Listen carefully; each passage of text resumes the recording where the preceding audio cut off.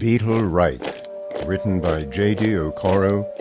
When heaven burned and queens did roar and empire spilled black blood, Vermen Dungroll heaved free from his excremental mud. A sphere of stench and grass it was, dead hay, no myrrh or manger. This demon born for war would see glory, hellfire and danger.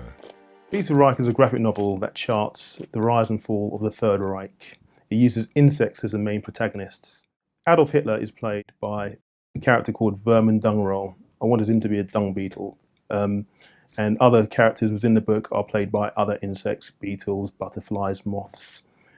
It charts his rise from 1923 onwards. The Munich beer hall putsch is reflected all the way through to his spell in prison and his rise to power, the ascent into war and the ultimate downfall. I wanted to use a dung beetle for Adolf Hitler. Why? Because it's a dung beetle.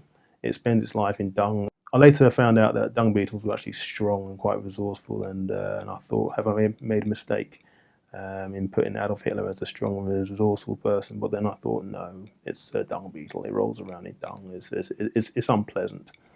Some of the other characters I've used in the book, like Mite Longhorn, that's Winston Churchill. Mite, M-I-T-E, being a type of arthropod animal, and also mite meaning strong. So I put a lot of thought into the various types of animals that I would use in the book. The rock is an island surrounded with a deadly ring of U-bugs and flyers to stop all supplies entering. Nothing must cross the pond because of our solid blockade. Then, when the time is right for us, the rock we shall invade. Somewhere in the back of my mind, when I was writing my book, I found that poetry would be a good way of conveying a message here. It's different. Writing it in pure text is interesting, but maybe a little bit too gritty. The subject matter is horrific in many parts, but the rhyming couplets, I felt, tells a story, pushes it along nicely. There's a certain meter and a pace that a rhyming couplet can bring, and also a lot of makes it interesting for the reader, I think, and also for the writer. I think the biggest challenge I had was working alongside the wonderful illustrator. He was actually based in Chile, and he still is, and we didn't actually meet, and so we were just trying to coordinate this book. The book didn't actually start out as a graphic novel. It started out as just pure text. It was a block of text, and it was hard to read, and we felt that pictures were needed. And this gentleman, Sebastian Valencia, was the perfect choice for the job. So the challenge was trying to work across time zones and also across the internet, trying to work together to put together something that's fused together the words and the text. While Dungroll planned his victory speech, Mosquito's troops fought back, driving the Redans from Myrmica and out of bivouac.